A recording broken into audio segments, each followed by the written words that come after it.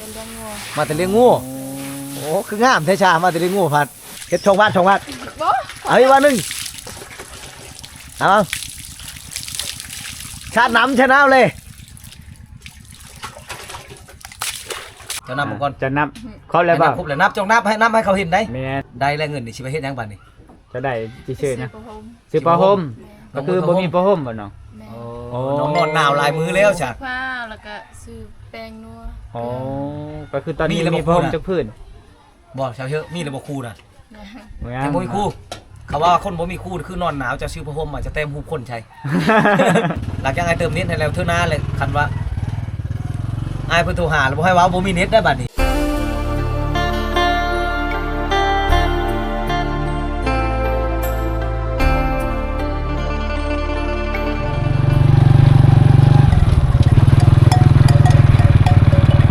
เรียนตลอดฤดูกาล ทักทายสบายดีทุกคนสบายดีกับบรรยากาศยามเช้านะ เลี้ยงดอก ก็ยินดีต้อนรับทุกคนเข้าสู่ชนบทคือเก่าทุกคนวิดีโอนี้พาทุกคนมาเบิ่งวิถีชีวิตของชาวเชื้อเชิงเฮาได้ไทยให้ทุกคนได้เบิ่งในหลายวิดีโอแล้วนะก็มื้อนี้ก็สิมาตามติดวิถีชีวิตของน้องคือเก่ามาเป็นสะพานบุญให้ผู้ใหญ่ใจดีให้หนุ่มจากสหรัฐอเมริกานะทุกคนนะสบายดีชาวเชื้อ สบายดี เฮ็ดหยังเดี๋ยวนี้นะ ตาขาว ตากข้าว เตียงด้อย โอ้เอาใจอ้ายไปตากน้ำได้บ่อีละเอาใจอ้ายไปตากน้ำได้บ่ ได้ ตากให้แน่ นึกว่าเอาไปพิมพ์ เข้าหน้าบ่นี่นะ แม่ มันคือได้ตากชะ มันยังบ่แห้งยังบ่แข็ง ปกติแถวบ้านนายนี่บ่ได้ตากได้เข้าหน้าได้มีแต่เกี่ยวแล้วก็เอามาปั้นแล้วขึ้นเล้าเลยยำฉีก็ไปฉีเลย บ่อันนี้เขาต่ ตามบ่ ำทำเฉยๆนะ โอ้ใช้หงฉีเป็นหยัง บางทีผู้บ่าวบางไทยเซ่ให้ หงฉีเพ่ แม่น แต่ก่อนมีเนาะแต่ก่อนมีหงฉีแต่ว่าเพ่แล้ว เดี๋ยวนี้มีคือกันหงฉีนะหงฉีมือถือ หงฉีมือถือหงฉีเดี๋ยวนี้นะแต่ก่อนหงฉีใช้ไฟฟ้าเดี๋ยวนี้มือถือ คนนี่ก็บ่ใช่ที่มาอัปเดต จะบ่มีข้าวมาบ่เดี๋ยวนี้นะ เช้าเจอนะมื้อ แม่ นี้ น นะน้องเพิ่นก็ เฮ็ดได้สิได้กินข้าวชาสิกินตอนจังน้อยนี่นะโดมีอยู่ข้าวนะ ตอนแรง ตอนแรกนี่สิกินข้าวตัวนี้ ประเทศหน้า แดดกับโบแดดปานใดแต่วันนี้เราเป็นครึ้มๆเบิ่งสภาพ แล้วเก็บไว้บ่ เบิ่งสภาพคือหากบลูกแต่นอนบ่ เบิ่งสภาพ ลูกแต่นอนบ่เฮ็ดหยัง แล้วก็มาเป็นเลี้ยงงัว มาแต่เลี้ยงงูโอ้คืองามแท้ชามาแต่เลี้ยงงูผัด เนาะ หากก็มาแต่ป้า เบิ่งสภาพแล้วก็คือสิบ่ได้อาบน้ำแม่นบ่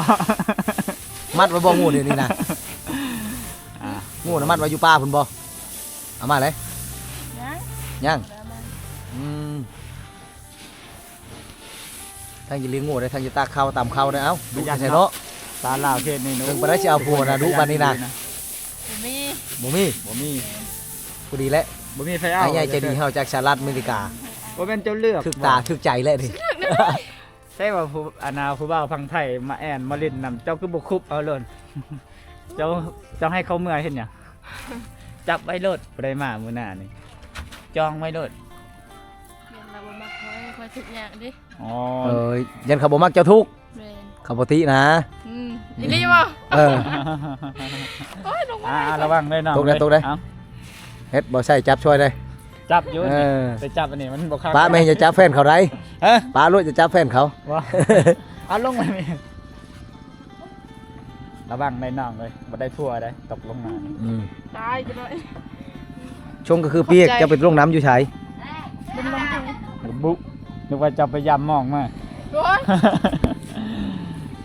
ทุกคนมื้อนี้ว่าอัปเดต เจ้าจ้อย ข่าวสดให้ทุกคนได้ชมนำสาวโสด ดวน บ้าน เอ้าเว้าน้ำไผ เรื่อย เอ้ย แม่น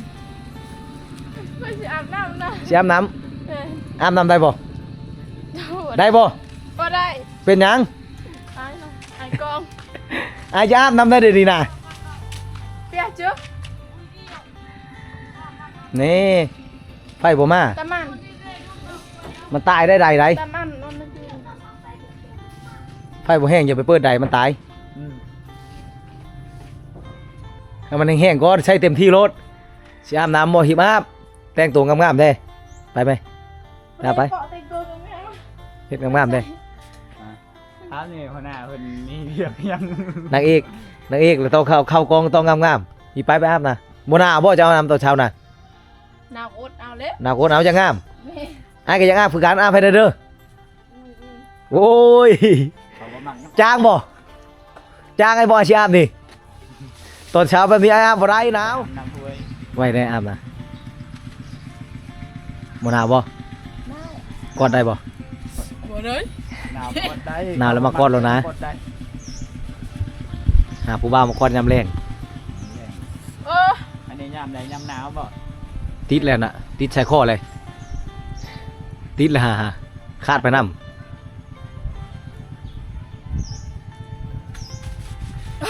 อย่างงั้นนั่น บ่หนาวปานใดนะโอ้ย ทำงานอันนี้ สิเฮ็ดทางเดียว ใช้น้ำเจ้าคือมืดเลยโอ้ยังอยู่ ต่อเสื้อมีระบอบครูไปดินอันน่ะบุญจงเรือบ่มีจักกูไปหาตัวเอาพนันตัวเอามันเองก็มีแหล้วคนว่าเอา บ่มี FC พังไทยมาเอาเด้อสาวเสื้ออยากไปบุญบ่มีคนพาไป บ่มีรถ บ่มีรถ ไปบ่ไปหน่อไม้ ผู้ใดโสด ย่าง สาวเสื้อเนี่ย ย่างชนท้ายอายย่างก่อนเจ้าย่างตามหลังเขาเรียกว่าย่างชนท้าย บ่แม่นนั่งชนท้ายได้ย่างชนท้าย หนาวๆพี่เพิ่นก็อยากมีครูคนพาไปบุญก็บ่มี โชคชัยอาบน้ำบ่ช่วยนะเบิ่งอ่ะบ่ได้ใช้หยังในนาน่ะ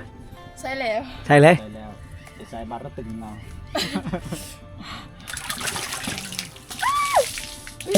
เช้ามักอาบน้ำตอนเช้าเนาะ เนี่ย คือบ่โหดหัวจ้ะทางหลังน่ะย่างอยู่นะเด้อถือผมนำไหนเจ้าบ่คือบ่โหดผมอ่ะอยู่ในผมเจ้านั่น ไปแล้ว ปิดหลังมามันทึกในผมนี่ทึกพี่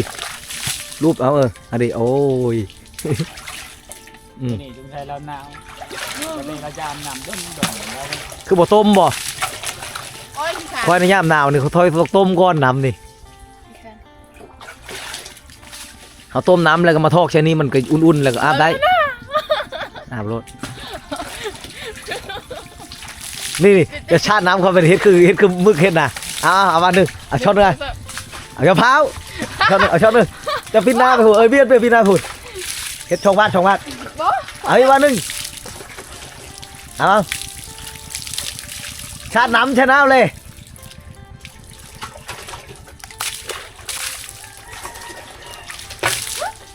เย็น เฮ็ดยังไม่เด่นนี่นะ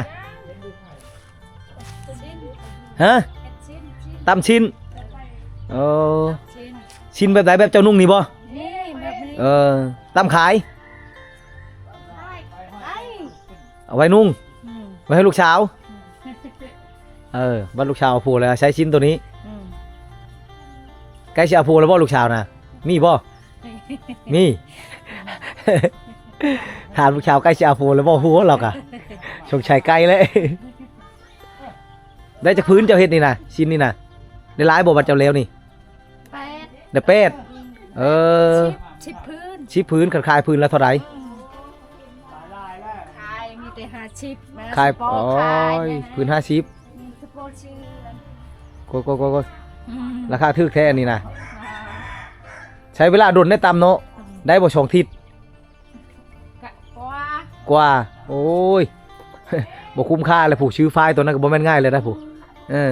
น้ำมันลูกน้อย ลายแห่งงานนี้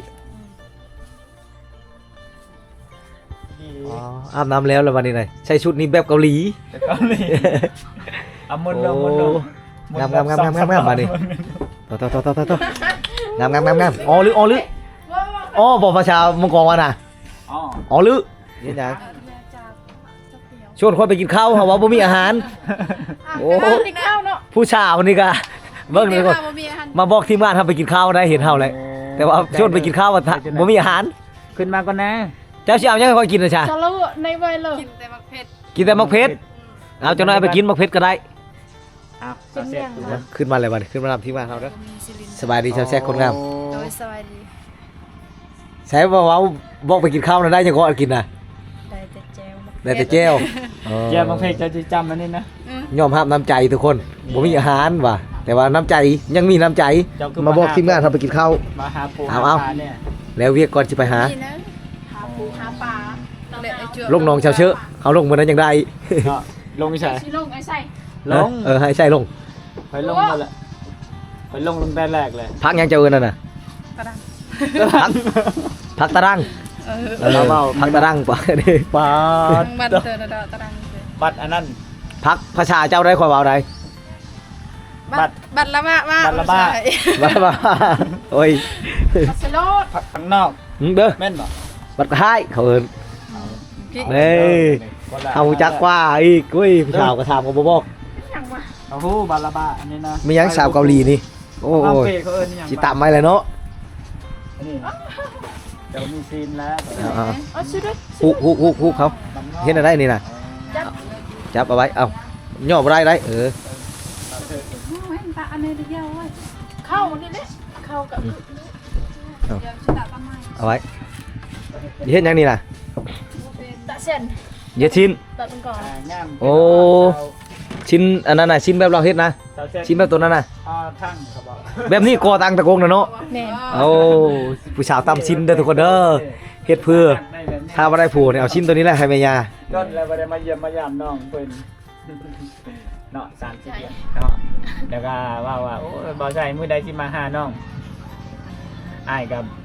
ไปหลายหม่องหลายบ่อนหลายคน อาจจะช้าแต่ก็มาวันนี้ก็มาเยี่ยมมายาม ดีกว่าประมาทดิ แม่น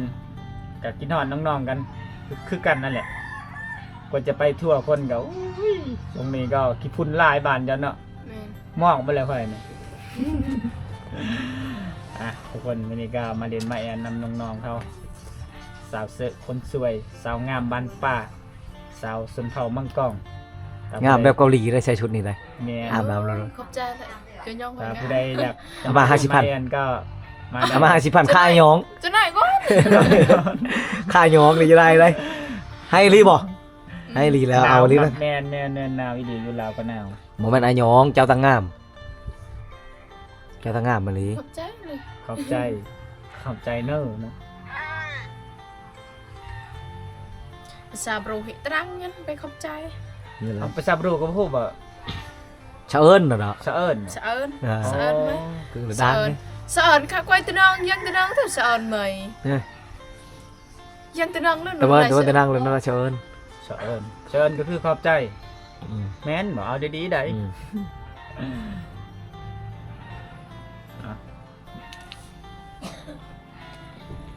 เฮ็ดแนวนี้น่ะล่มผู้บ่าวบ่ได้นี่มีผู้บ่าวบ่ ยังมี ใช่คือว่าบ่มีเน็ต ก็บ่มีเลย ฮะตั้งเป็นเดือนแล้วบัดนี้ เน็ตมันซา เอ็ดชาเมื่อวานนี้ น่ะแล้วเครือข่ายอยู่ในบ้านนี่ลูกก็ว่าบ่มีอันเน็ตเว้าเน็ตช้า เมื่อวานนี้เฮาก็ลินบ่ได้จะเป็นหยัง มันสิเบิดเลยเด้ สิหมดเลย จะตั้งจังมือ บ่ฮู้เลยเขาตังให้ ใครตั้งน่ะผู้บ่าว บ่มี ใครใช่ น้องชาย น้องชาย Aki nak nya apa ongnya ni? Dia apa ya? โอ้ยเราไปทายงานละปึ๊บ งานละ มา2คน บ้านละลอง Boleh, yang lek. Tengah บ้านละลอง บ้านละลองเอามาจิท่ายุ่งมื้อเช้านี่เขาเปิดเพลงให้ยาเนี่ยมัน ที่ ใช้ ทางทาย งาน มัน เขา ขี้คร้านวุ่นวายมันเนาะอีตัดต่อเนี่ย แม่น ทายงานละปึ๊บนะ เอาใช้งานเขา คิดฮอดเจ้าก็เลยมาหา Hmm. บ่แม่นท้องอ้ายผู้เดียวได้คิดฮอดนะมี FC หลายคนได้คิดฮอดได้ฝากความคิดฮอดคิดถึงมาชาวเชอะเด้อว่ะคนงาม งาม บ่ได้ไปหาถึงให้ไปได้ว่ะมาตั้งแต่มาบุญนั่นแหละแต่เฮือดนเลย จักเดือนนะ ดนนาลีแล้วได้ รถนี่ดิ ตั้งแต่อันนั้นผู้มาชุกอนนะคลิปบ่ทันปล่อยชุกอนนะกะมาชุดมาตอนนั้นกับปานนั้นล่ะ Jangan sampai. ยังโอ้ยข่อยยังบ่ทันปล่อยผู้พอแห้ง ยังโดน ก็เลยยังดนแล้วข่อยพูดคลิปแต่พูดข้าวแต่มีหยังก็เชียร์หยังให้ Hmm. แต่ท้ายชาวเชอะนะ แต่เสื้อ FC หลายคนขอมาแต่โดนๆไปหาชาวเชอะให้แน่ไปหาชาวเชอะให้แน่อยู่เอ้า แต่เสื้อกับบ่ว่างเนาะ วันนี้จันให้ตามความขอ เลี้ยงงัวเนี่ยช่วงนี้เป็นพ่อค้าขายงัวเอ้ยชื่อเป็นเดินเลี้ยงงัวขายเวียกขายงานเนี่ย ฮอดนุ่มมาแต่สหรัฐอเมริกาพุ่นได้กินฮอดชาวเชอะได้ ว้า ชาวเชอะ ไปไกล จะฮู้บ่อย นะ ละ มีอาใหญ่ใจดีทักกัน โอ้ สหรัฐอเมริกาได้ โอ้ คิดฮอดชาวเชอะให้ไปหาแน่ว่ะ อืม จะได้คิดฮอดอายเพิ่นอยู่บ่ อ้ายเพิ่นฝากหัวใจมาห้ามบ่ห้ามบ่ ครับบ่หัวใจอเมริกา นี่ว่าเจ้ามีแล้วบ่เจ้าห้ามหัวใจผู้อื่นไว้เลย ยังบ่มี ห้ามเนาะ แม่น ห้ามอ้ายเป็นตัวแทนเราได้มื้อนี้ได้ กันห้ามเลยอย่าไปทิ่มเลยน้องเอ้ยหัวใจได้บ่แม่นก้อนหินได้แม่น ห้ามมื้อนี้ที่มื้ออื่นบ่ได้ได้ หัวใจได้บ่แม่นก้อนหินนะสิโยนเล่นไปทิ่ม มันคือหัวใจหมูนะไปจามใด หับแล้วเก็บไว้ได้น้องหัวใจคนนี่ หัวใจห่างๆคือไอ้นี่เอาบ่อีล่าเพราะว่า หัวเดียวเห็ดคือก้อนหินตายโลดอีกมาเดินแมนทุกคนวันนี้สาวเสือกันงามเต็ม งามเฮาก็เลยอย่านั่งไกลให้นายนั่งไกลได้บ่ ได้ ได้เนาะ ทีมงานเฮาจัด นั่งใกล้ผู้ชายก่อนทุกคนนี่เด้อเอาถอยไกลๆก่อนแล้วเฮาตัดตอนนั้นนี่ชำนี่เอาขอนั่งใกล้ก่อนนั่งใกล้ได้ดิ ได้ โอ้ยตัวแทนจากตัวแทนนุ่มสหรัฐอเมริกาโอ้ยลืมโอ้บ่ได้ดอกอันนี้ลืมนี่บ่ได้คลิปบ่ปังคันลืมตัวนี้เลยรอบ่ ลองเลย เนี่ยนี่ไอ้มักนั่นแนวนี้ อันนี้ มักแนวนี้แหละจะฮู้บ่ไอ้มากมื้อนี้มาพร้อมหยังหัวใจไอ้นุ่มสหรัฐมีไอ้ใหญ่ใจดีจากสหรัฐอเมริกา วันนี้เฮาก็มาสะพานบุญให้ผู้ใหญ่ใจดีจาก เฮาก็ถือ USA โอกาสนี้มาเป็น เพิ่นพากให้หัวใจสาวลาว เงินอยู่ มอบหัวใจ หลายคนได้เงินเงินเจ้าเดียวนะ โอ้ยเงินเจ้าน่ะมีอยู่เอาไปเอายังเหลืออยู่1,500,000เนี่ยได้เพิ่นว่าให้เติมบัตรให้เจ้าอีกให้เติมบัตรให้น้องเด้อเป็นเดือนว่ะแสนนึงที่บัตรนี่อาจสิตั้งให้เป็นเดือนเลยจังหน่อยดิ ดีใจ เพื่อ ว่า เพื่อเจ้าเพื่อบ่มีคำแก้ตัวสิว่าบ่มีเน็ตเจ้าว่าบ่มีเน็ตบ่ได้แล้วภายในเดือนนี้อะเจ้าบ่มีแนวเว้าแล้วบัดนี้บ่มีแนวแก้จังได๋ว่าบ่มีเน็ตอยู่อ้ายเพิ่นก็ว่าเจ้าซื้อบัตรไปเด้อแสนนึงเพิ่นว่าเติมไปเดือนรถจังได๋เติมให้นี่แล้วเงินยังเหลืออยู่ล้าน4 ดีใจบ่แบบ เอาไว้ตัวนี้น่ะเก็บไว้ก่อนตัวนี้น่ะ ได้เน็ต 1เชนแล้วอยู่หั่นน่ะ ข่อยบ่สิเติมเด้ บ่สิเติมเด้อายเพิ่นสิเติมให้ 3 เพิ่นมีวิธีของเพิ่นหรอก 5 6 7 8 9 มื้อนี้ก็จัดให้ตามคำขอผู้ใหญ่ใจดีจาก USA สงสารแล้วก็เอ็นดูสาวเสือ 10 นะ 14 เฮาก็ คือล้าน4ตัวนี้เงินยังหลายคนได้เฮ้ยครบ ไป บ่ สะ เฮา พาน แม่น บุญ เอาไป ให้ หรือ อาย บ่ เพิ่น ยังหลายคนได้เงินผู้ชาวนี่ได้ครบอยู่ว่าแม่นเอาไปลิ้นมาหรือบ่เนี่ยยังเงินชาวอะไรชาวชนนี่ ความมันซะ โอ้มีเชียโป่งผมนับคืนก่อนจะมันบ่ครบ1 2 3 4 5 6 7 8 9 10 11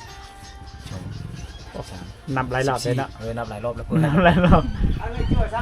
ให้มันนะ ไหว เพื่อให้มันครบแล้วทุกคนเท่ากับ ตัวกี้ เงินผู้ใหญ่ใจดีจากสหรัฐอเมริกาฝากมาให้น้องฝากมาให้เจ้ามันบอกให้เจ้าไปเอาเองเถอะพี่น่ะเจ้าเอาบ่ได้ ฝากหัวใจให้ เงินฝากมาจากต่างประเทศมันเอาบ่ได้ง่ายๆเลยล่ะให้ไปเอาดิจุยมืดมือผู้ใดคันเคยเอาเทื่อนึง2เทื่อเลยก็ใคร เด้อ บ่คือเงิน FC ฝากมาแต่ไทยได้โอนเข้าบัญชีรถลงเลย คนกระตุ้งแต่ ว่าแล้วรับเลยบ่ได้เบิ่งดูจำชื่อมันดู กูไม่ เอา สภาพ เงินนี่ ยัง จับ อ่ะ เบิ่งกองผู้ใดเบิ่งช่องหน่วยได้ตาเชื่องได้ เอา จะเบิ่งดูเดียวเอ้าใช่ตาเชื่องได้เอานับเบิ่งมานี่เจ้านับก่อน จะนับครบแล้ว ให้ บ่า นับครบแล้วนับจงนับให้เขาเห็นได้ แมน นับบ่นับบ่ได้ไม่เอาขึ้นได้ให้ไปชงก็ได้บ่แนวใดก็บ่ได้นับ นับเอา ดูเลยนะครบเลย บ่นะ ครบแล้วจะเลิกเลยน้อง ยังบ่ครบนะเดี๋ยวนี้นะ เจ้าที่ ไอ้เอาแล้วเมื่อกี้นี่นะไอ้เก่งมาจากคนนะเจ้าบ่เห็นไอ้เอาใช้เขียนชื่อนี่เมื่อกี้นี่ ครบ เอาครบเนาะน้องว่าครบก็ครบเธอนานเฮาสิบ่ให้บ่ครบ ขอบคุณผู้ใหญ่ใจดีให้นะขอบคุณอ้ายเพิ่นนะจักบาทขอบใจอ้ายเพิ่นนะ โอ้โห ว่าบ่อ้ายซ่อนอ้าย ขอบใจก็ขอบใจนี่ว่า ยกมือ ขอบใจบ่เห็นบ่สิล้ม เอ้าไอ้สิอะไร บ่ ได้ บ่ลม บ่ฮู้ซ้ํ ได้แล้วนะ บ่ลมพัดแห้งโหดกองเฮาคือปิวได้เมื่อกี้นี่ได้ เอาขอบใจเด้ ฮะ เว้า ตื่นเต้น เว้าอะไรก็จะเลียวมึงไงมายิ้มจะให้ขอบใจมัน โอ้โหโบคำขอบใจเลยช้อนนายช้อน ส่วน ช้อนยกมืออ่ะ ชอนบ่เป็นอะไรกะเว้าบ่เป็นจากนบแบบนี้ก็ได้นี่ เพิ่นนั่นเด้ เคิน เกินไปจังดีใจบ่ แม่ดีใจ ดีใจเลยนบ น้อง ขอบใจ ขอบใจหลายๆเด้อเจ้าอายสหรัฐบ่เจ้าก็ถาม แม่นแล้วเงินจากสหรัฐแล้วนี่นะ คอยบ่คอย เงินจากต่างประเทศได้ละแต่ว่าบ่ได้เอาเป็นเงินดอลลา แล้ว ร์ ลองเว่าภาษาบ้านเจ้าดิ ว่าภาษาเจ้าก็ได้ไปเอาจังหน่อย เดี๋ยวอ่า ใจเราเด้ให้เราดีใจแน่ ต้องขอบใจให้เป็นได้น้องไว้ให้อ้ายเพิ่นมีกำลังใจได้ เอ้า มูอย่างเดียวเดี๋ยวนี้นะ เพิ่น คือเบิร์ดใหม่ เราว่าเราฮักเจ้า อ๋อ จะให้เงินดีเจ้าจังหวัดเห็นบอกเพิ่นว่าอ้ายบ่ได้มาอ้ายสิเติมให้ตัวนี้ให้ก่อน ยังไม่ได้ขอบใจก่อนนะขอบใจก่อนจังเติม เดี๋ยวเฮาสิเติมบัตรให้น้องก่อนก็ถือโอกาสนี้ขอบใจหลายๆเด้ออ้ายใหญ่ใจดีเฮาก็คือฝากเงินมาให้น้องชาวเชอะก็ได้แล้วเงินนี่สิไปเฮ็ดหยังบัดนี้ จะได้ที่ชื่อนะ สิบ่โฮม ซื้อผ้าห่มก็คือบ่มีผ้าห่มบ่เนาะ แม่ โอ้ น้องนอนหนาวหลายมื้อแล้วจ้ะ ผ้าแล้วก็ซื้อแป้งนัว อ๋อก็คือตอนนี้ มีแล้ว มี บ่ ผ้าห่ม พูดอะ จักพื้น บ่ชาวเชอะมีแล้วบ่ครูน่ะ นะ ยังบ่มีครูเขาว่าคนบ่มีครูคือนอนหนาวจะซื้อผ้าห่มมาจะเต็มหูคนใช่ เอ้าเขาพาว่าผ้าห่มกาคนมันมีมันอย่างก็มันอุ่น มันอ้นบ่ เจ้าก็เต็มหูคนใช่รถจำได้ เอ้าแหละเดิมซะตอนมถามเลยตั้งกี่กูดอนั่งเละกูตรวจประหายกูดอ ขันเจ้าเต็มบ่เป็นไอเต็มให้ก็ได้เต็มหูคนใส่ผ้าห่มน่ะอุ่นได้บ่ซั่นแล้วเจ้าหาคู่เอาบอกคันอ้ายเพิ่นจะมาหามื้อหน้ามื้อไหนให้มาบอกไอ้ว่าอ้ายแล้วว่าเราสิมาได้มันคือพยายามมาเทื่อนได้บ่ ได้ ได้ ได้ เนาะ เนาะ กะคนลาวเฮานี่แรกแต่ว่าเพิ่นไปอยู่สหรัฐอเมริกาดุนแล้วแต่ไปตั้งแต่ดุนขนาดเลยนะถือสัญชาติอเมริกา มื้อนี้ก็เลย อ่า พักใจไว้กับเซอะๆบ่ มาเห็นชาวชื่อ อ่ะ ถึกชะตากันนะ เดี๋ยวคิดตาม ยังบ่ทันได้ว่าฮักเนาะยังบ่ทันได้ว่าฮักถึกชะตาเห็นถึกชะตาแล้วก็จะล่ม แต่ชาเซอร์ว่าบ่มีผ้าห่ม อ้ เพิ่นก็สงสารอินดูก็เลยเอาเงินให้ชาเซอร์ซื้อผ้าห่มโอ้บ่มีผ้าห่มอันนั้นห่มเลย ผู้ว่าไปลิ้นบุญทุ่งเฮือ คนเดียว บ่ คอยสิไปซื้อผ้าห่ม สิผ้าห่มเนาะ จะไปซื้อผ้าห่ม เอาสิเติมเน็ตให้น้องก่อน ดีใจำ หลังจากไอ้เติมเน็ตให้แล้วเท่านั้นเลยคันว่าอ้ายเพิ่นโทรหาแล้วบ่ให้ว่าบ่มีเน็ตได้บัดนี้ใช้เติมอยู่ใช้บัดนี้ อ้าวอันนี้เรามาบังกล้องมั่วนี่ เอ้าทีมงานเขาก็มีมาเชิญผู้หนึง อันละ เข้ามาบอกเลขเขาแล้วนี่นะ บอกเลยสบายดีเด้อทุกคนเด้อสบายดีทุกมองทุกบอลนะมื้อนี้ก็มาสะพานบุญให้ผู้ใหญ่ใจดีจากสหรัฐอเมริกา USA นั่นแหละก็อายเพิ่นก็อินดูแล้วก็สงสารชาวเสือบ่มีผ้าห่มก็เลยมื้อนี้ก็มาจัดให้ตามคำขอพา2คนมื้อนี้เพราะว่าอีกทีมงานหนึงไปคนละบอลมันไปไล่บอลได้ทุกคนบ่แม่นบอลเดียวไปไล่ที่ไล่มองไล่บอลแบ่งกันว่ามันด้นมันบ่ทันท่านว่ากลับไปนะบ้านแต่ละบ้านมันก็บ่ได้อยู่ติดกันนะ สวัสดีนะ แต่ละคนมันบ่ได้อยู่บ้านเดียวกันมันก็เลยแยกกันไป ซาบันคอย ชาวบ้านจ จะหัว กบให้แล้วว่ะ กูบ่ได้ สักเชิญนะครับเพศครับ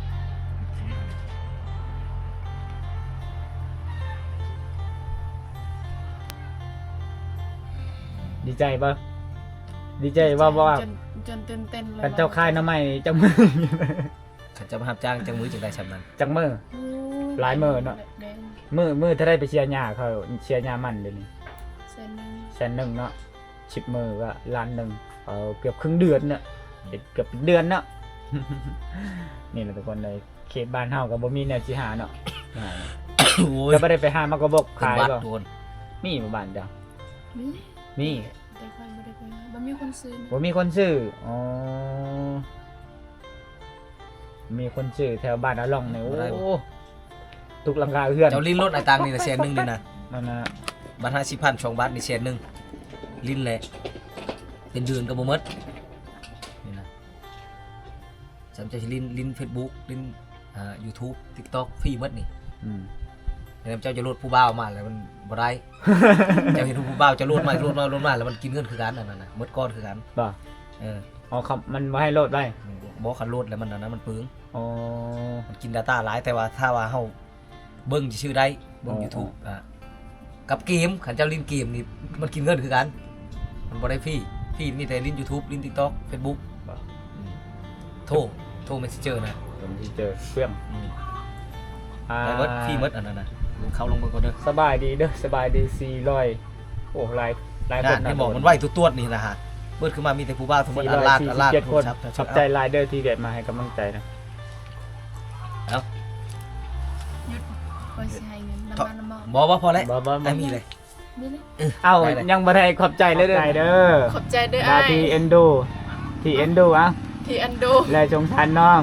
และสงสารน้องก็ให้อายุดีมีแห้ง ขอให้ร่ำให้รวย แม่นขอให้ร่ำให้รวยให้ เจ็บบ่ได้ครับบ่มี แมนอย่าเจ็บอย่าไข้ อยากได้ผัวแล้วมาหาน้อง อายุดีมีแห้งก็ให้เจ็บ บ่ให้เจ็บ เอาอย่าได้เลยทุกคน แล้วก็ตัดออก บอกกลับไปกลับมา ก่อนดีกว่าชิบอกได้ไ ปกติเจ้าบ่ได้เป็นคนอายไรคือดีใจแห้งเนาะได้เงินเนาะ แม่ สิได้ผ้าห่มต่อไปนี้สิบ่ได้นอนหนาวแล้ว น เงินก็เอาไว้เงินก็ ำเล่นน้ำ ใช้ธงไว้เงิน เล่ นะ นน้ำหยังเนาะ บอกไว้ไอ้เอาได้จะถ่ายคุกก่อนนี่เจ้าจับก่อน เป็น ลืม หยัง เอามาลิ้นนี่ก่อน หา เอามาลิ้นนี่ก่อนเอามาลิ้นจับถ่ายคุกก่อน ให้ เจ้าจับไป จะ คือเดียว หา ยังบ่ทันได้จับครับ ที่มอบเงินให้สาวเสือซื้อผ้าห่ม เครื่องเจ้าใช้นี่เครื่องเกาหลีนี่นะเครื่องจำนำ เครื่องมือ จำนำ ชอง ก็ว่าคือเครื่องมือสองก็คือเอื้อยเป็นคนเอาให้ ผู้บ่าวมือชองเอาบ่ นี่ FC คิดว่า เอา ขนาดคอยก็คนมือสาวคนนี้ เจ้าก็มือชองมือชองก็มือชองยังดี แมน เอาเจ้าเชอะได้เงินแล้วยิ้มงามเนาะบัดนี้เงินก็เฮามามอบถึงมือน้องแล้วทุกคนเลยกะเดี๋ยวเฮาก็สิเดินทางกลับเพราะเฮาสิไปหลายๆบ้านหลายๆบ่อนเพราะว่าให้น้องก็มีเวลาไปหาเฮ็ดเวียกได้น้องพอจะเลี้ยงงูเนาะ เลี้ยงงัวมา ตากข้าวพร้อมทุกคน ตากข้าวพร้อม เอาสำหรับคลิปวิดีโอนี้เข้าชีขอจบไปเพียงแค่นี้ขอขอบคุณขอบใจหลายๆนะที่ให้การต้อนรับเฮาเนาะเอาบ๊ายบายทุกคนเลยเอาไปก่อนเลยทุกคน